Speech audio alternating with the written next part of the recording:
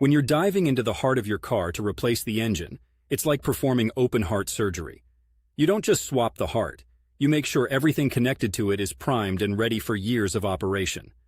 Now, I live in Portland, Oregon, where the DIY spirit is strong, and I've seen my fair share of engine swaps at local garages. Let's break this down into manageable parts: gaskets and seals. First off, any gasket or seal that your new engine will make contact with should be replaced.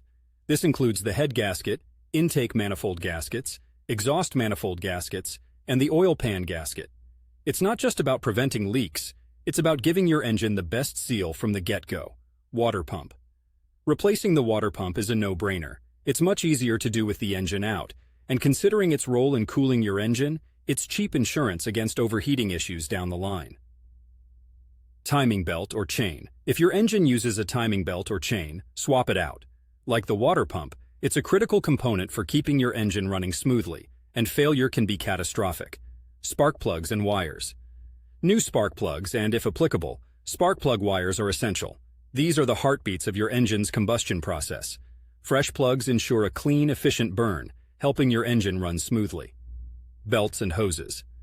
All accessible belts and hoses should be inspected and replaced if there's any sign of wear, or if they're old. With the engine out, you've got easy access, making it the perfect time to swap these out to prevent future breakdowns. Oil and coolant. Obviously, you'll need to fill up with fresh oil and coolant, but consider also replacing the oil filter, and if your car has it, the external transmission and power steering filters. Clean fluids and filters will help keep everything running without a hitch. Engine mounts last, but not least. Check out those engine mounts. If they're worn or even slightly cracked, replace them. Your engine is the beast. The mounts are its leash. You want that connection to the car to be as stable and secure as possible.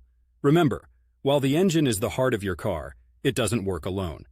Ensuring everything connecting to and supporting the engine is in top shape isn't just smart. It's crucial for getting the most out of your new engine. Trust me, in Portland, with its mix of urban driving and nearby winding mountain roads, you want your car in top mechanical condition. It makes those weekend escapes into nature that much more enjoyable. So, while it might seem like extra work and expense up front, think of it as a comprehensive investment in your vehicle's longevity and performance. You wouldn't want to put all that effort into an engine swap only to be sidelined by an old busted belt, would you?